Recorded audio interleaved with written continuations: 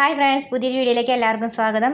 നമ്മുടെ ഇന്നത്തെ വീഡിയോ എന്ന് പറയുന്നത് മെഷീൻ കംപ്ലയിൻറ്റ് സൊല്യൂഷനാണ് കേട്ടോ. അപ്പോൾ രണ്ട് പ്രധാന കാരണങ്ങൾക്കുള്ള കംപ്ലയിൻറ്റ് സൊല്യൂഷനാണ് നമ്മളിപ്പോൾ ചെയ്യുന്നത്. അതിൽ ഒന്നാമത്തേന്ന് പറയുന്നത് നമ്മുടെ ഡ്രസ്സിൽ തീരെ സ്റ്റിച്ച് പിടിക്കാതിരിക്കുന്നത്.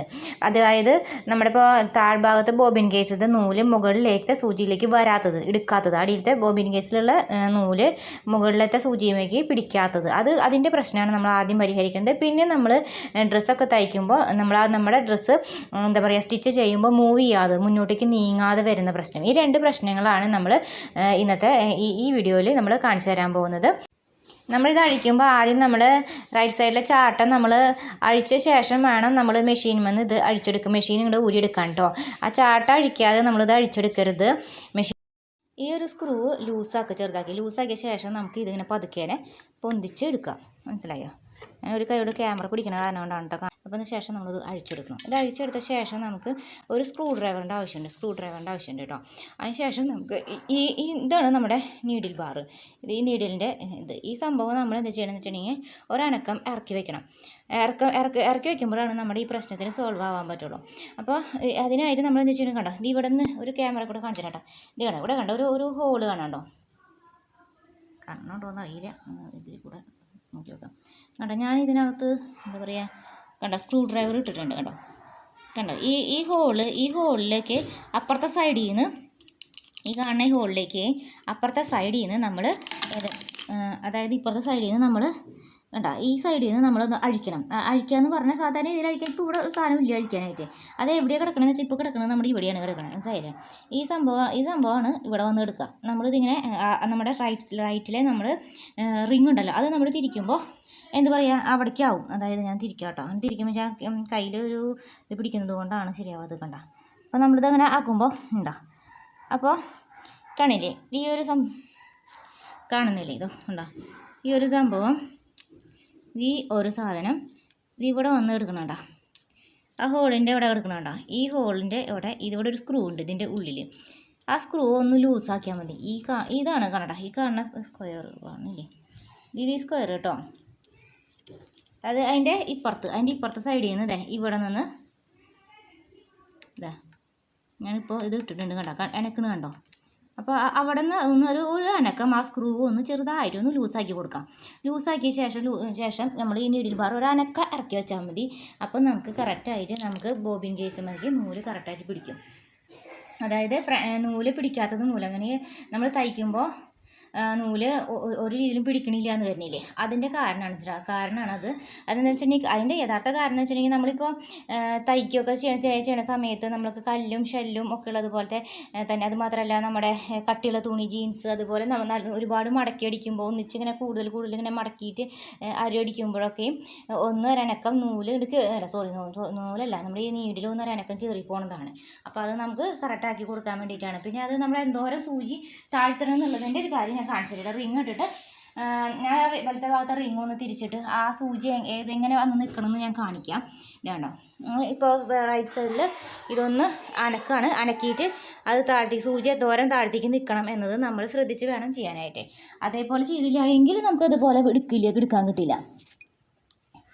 ഇതാണോ, ഇപ്പോൾ അതിൽ ഞാൻ ആ ഭാഗത്തേക്കായിട്ട് ക്യാമറ പിടിച്ചിട്ടുണ്ട്, കാണുന്നില്ലേ?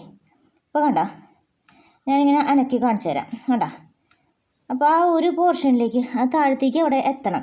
അതായത് ഞാൻ കാണിച്ചു തരാം, കൈ കൊണ്ട് കാണിച്ചു തരാം, തൊട്ട് കാണിച്ചു തരാം. കണ്ടോ, ഇത് കണ്ടോ, എൻ്റെ വിരൽ കണ്ടോ, അതിവിടെ വെച്ചിട്ട് കണ്ടോ, ഇത് ആ പോർഷൻ വരെ കറക്റ്റ് താഴത്തേക്ക് ഇരിക്കണം. ഈ ഒരു എന്താ പറയുക, പകുതി റൗണ്ട് ഷേപ്പിൻ്റെ ഒരു അനക്കം താഴേക്ക് ഇറങ്ങി നിൽക്കണം. അപ്പോഴാണ് നമുക്ക് ശരിക്ക് എന്താണിത് ബോബിൻ കേസിൽ ഇടുന്ന നൂല് നമുക്ക് ഇതിലേക്ക് പിടിക്കുള്ളൂ, മുകളിലത്തെ സൂചിയിലേക്ക് പിടിക്കുള്ളൂ.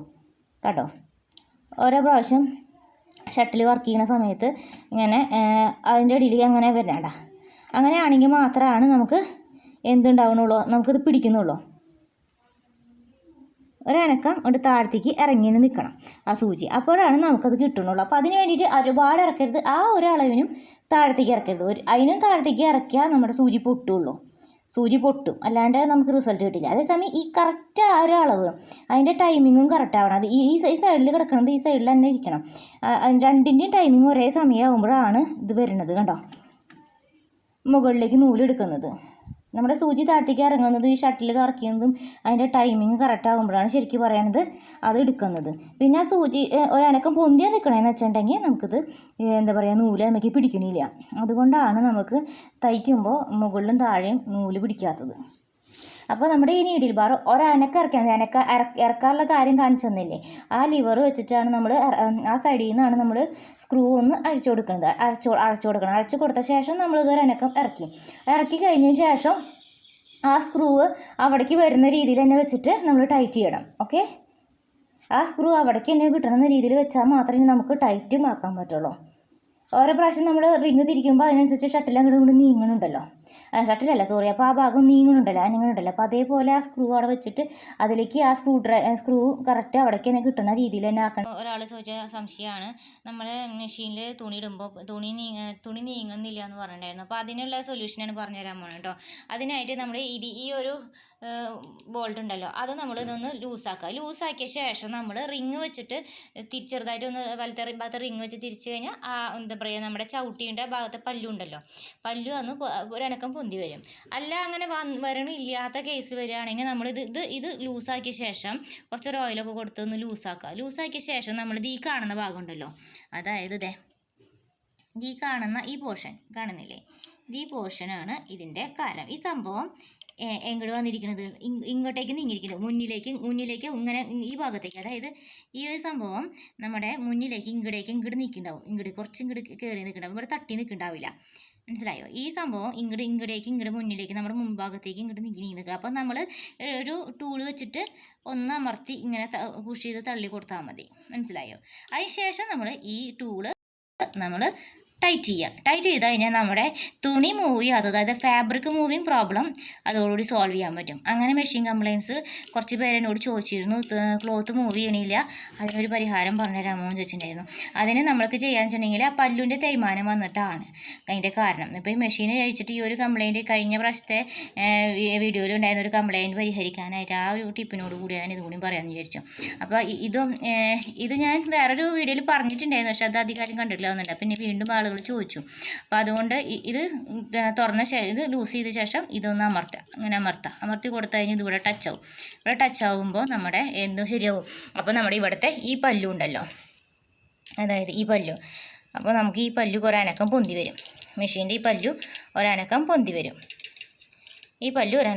ആ പൊന്തി വരാത്തത് കൊണ്ടാണ് നമുക്ക് എന്തുണ്ടാവണത്, മെഷീന് എന്താ പറയുക മെഷീനിൽ തുണി വെച്ച് കഴിഞ്ഞ് തയ്ക്കുമ്പോൾ തുണി നീങ്ങാത്തത്, മൂവ് ചെയ്യാത്തത് കേട്ടോ. അപ്പോൾ ആ ഒരു പ്രശ്നം അതോടുകൂടിയിട്ട് സോൾവ് ചെയ്യാൻ ശേഷം നമ്മളിത് ടൈറ്റ് ചെയ്യുക. ഈ ശേഷം നമ്മളിത് ഒരനക്കം താഴ്ത്തിക്ക് അമർത്തിയ ശേഷം പ്രസ് ചെയ്ത ശേഷം ഇത് ടൈറ്റ് ചെയ്ത് കഴിഞ്ഞാൽ ആ പ്രശ്നം പരിഹരിച്ചു.